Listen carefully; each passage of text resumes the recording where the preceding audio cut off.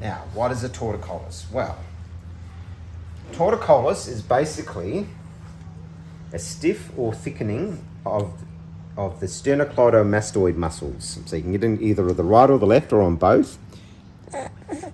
And Spencer has it on the left. Now, sternocleidomastoid is this big muscle. It goes from the sternum and the clavicle, and then it goes up to the mastoid process behind the ear on both sides. And it does two main movements. So Spencer, I'm just going to do this gently. It's responsible for tilting your head to the side, what we call abducting, and also by pulling, it also turns your head to the opposite side, to the right. So like the left sternocleidomastoid, which is Spencer's problem one, tilts his head to the left and turns his head to the right.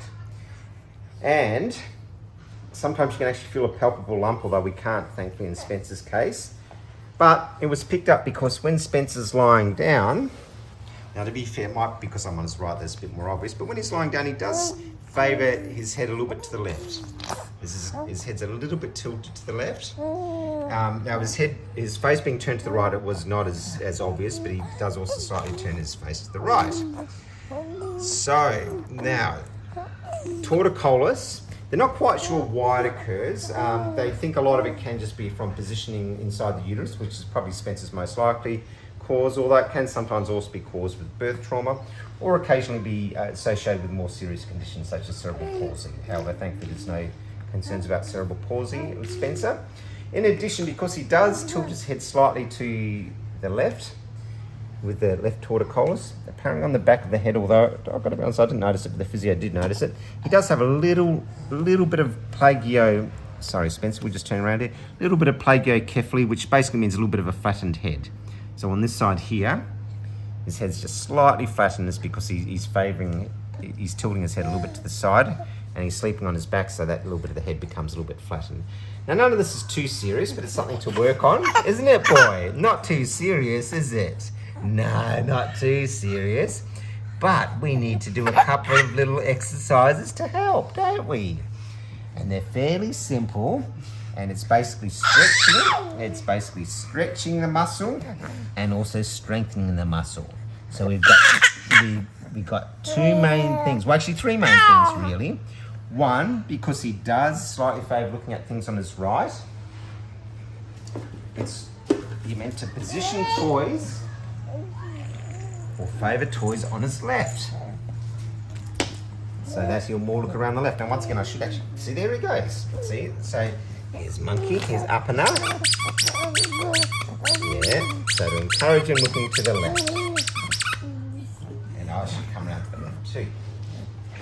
So even just doing that will help encourage him. See the jack and box? Good boy. The weasel. So yeah, so placing things on the left so he's more prone to tilting his head towards the left will help stretch out the sternocleidomastoid muscle. And then there's also another way to stretch it out. You've got to obviously be gentle about this, but you hold your baby, if it's the left one, over your left shoulder, and then with your other hand gently, oh, he's going to be a bit strong now, with the other hand gently tilt his head, his face to the left, so it's towards you. Oh, Spencer's not quite so keen on that one. Not quite so keen on that one. Well, maybe we'll do that exercise. There you go, that's a bit better. Maybe we'll do that exercise a bit later.